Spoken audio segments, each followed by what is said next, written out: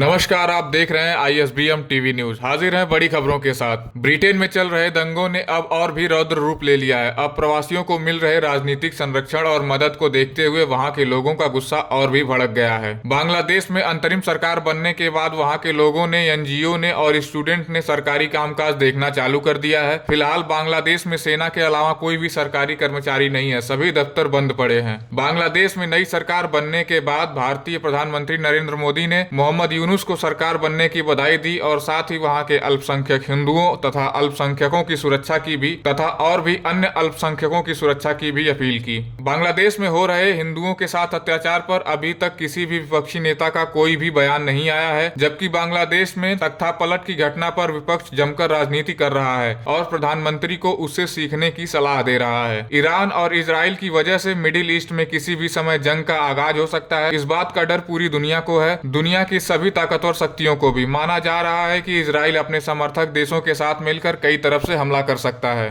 Brazil में हुआ बड़ा विमान हादसा, जिसमें 62 लोगों को साथ लेकर जा रहा विमान गिरा जमीन पर। हादसे में विमान में सवार सभी 62 लोगों की मौत हो गई। मध्य प्रदेश के विदिशा में नागपंचमी के दिन भक्तों ने बीजा मंडल मंदिर के ताला खोलने की मांग की। ताला न खोले जाने पर हिंदू संगठनों ने जमकर विरोध किया। दरअसल यह मंदिर सरकारी रिकॉर्ड में मस्जिद के तौर पर दर्ज है, इसीलिए कलेक्टर को दी गई ताला खोलने की अर्जी को कलेक्टर ने खारिज कर दिया है। RSS के महासचिव दत्तात्रेय होसबाले ने भारत सरकार से बांग्लादेश में हिंदुओं की सुरक्षा सुनिश्चित करने का आग्रह किया है। उन्होंने इस मुद्दे पर भारत के सभी राजनीतिक दलों से एक होने की अपील की है। साथ ही बागेश्वर बाबा ने कहा है कि अगर यह परिस्थिति भारत में आई तो कहां जाओगे, इसीलिए हम कहते हैं हिंदू राष्ट्र चाहिए। कम से कम एक देश तो हो जो हिंदुओं के लिए हो। दिल्ली राज्यसभा में भड़क गई जया बच्चन। जया बच्चन को जब राज्यसभा स्पीकर जगदीप धनखड़ ने जया अमिताभ बच्चन कहकर बुलाया तो उसी बात पर जया बच्चन भड़क गई और कहा कि आपके बुलाने का टोन सही नहीं है और मैं एक औरत हूं। साथ ही जगदीप धनखड़ ने जवाब देते हुए कहा कि मैं सबसे अलग हटकर काम करने वाला आदमी हूं और आप कह रही हैं मेरा टोन सही नहीं था। पेरिस ओलंपिक में भारत के रेसलर अमन सहरावत ने जीता कांस्य पदक। मीडिया से बात करते हुए कहा कि मैं शब्दों में बयान नहीं कर सकता